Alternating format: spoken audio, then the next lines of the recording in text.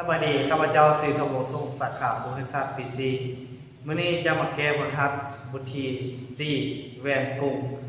ซึ่งบรรทัดมีอยู่4ข้อที่10 11 12 13ข้อเราจะมาเข้าข้อที่10เบิ่งกันซึ่งคำถามจะเขียนอยู่ลุมเนาะข้อที่10ผู้ว่า s เท่ากับ30 สันติหรือ s ขีดเท่ากับ40 สันติ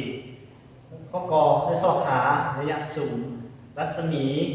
ก็ขอสอบหา s ขีดเมื่อ s เท่ากับลบ4เทื่อของ s ขีดบทเกตข้อกอจาก1ส่วน f เท่ากับ1ส่วน s บวกให้1ส่วน s ขีดเอาทอน f เท่ากับ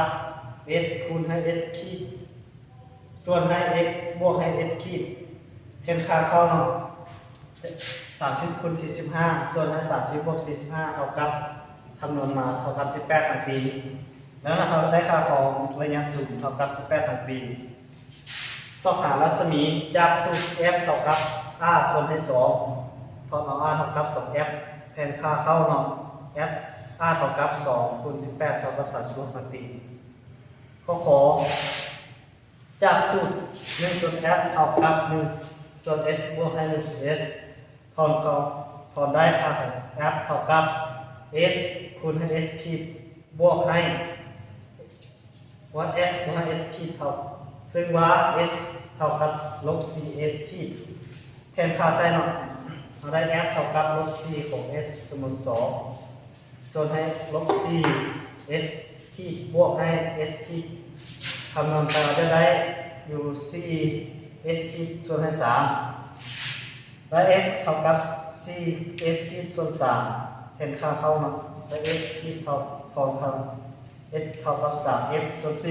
4เราจะได้ค่าของ s ขีดเท่ากับ3คูณ18ส่วน4และ54ส่วน4เท่ากับ 13.5 สันติแสดงว่าค่าของ s ขีดเท่ากับ 13.5 สันติวิธีการสร้างแต้มมุมเอาวาง1 ข้อนี้เนาะ1วางเท่ากับ10 สันติเนาะกับมี4เท่า45 สันติเนาะคือเขาจะบอกให้เรารู้ว่าขนาดของวัตถุมีเท่าไหร่เขาจะแต้มตามใจเนาะขนาดของวัตถุ A B เขาใส่รัศมีแสงขนาดกับแกนต้นเนื้อหอดแหวนแล้วสะท้อนผ่านจุดสูง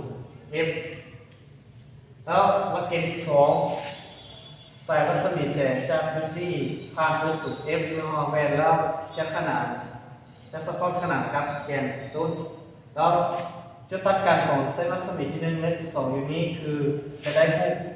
A ขีด B ขีดอยู่นี่คือรูปจริงคือรูปอยู่ตรงหน้าแหวน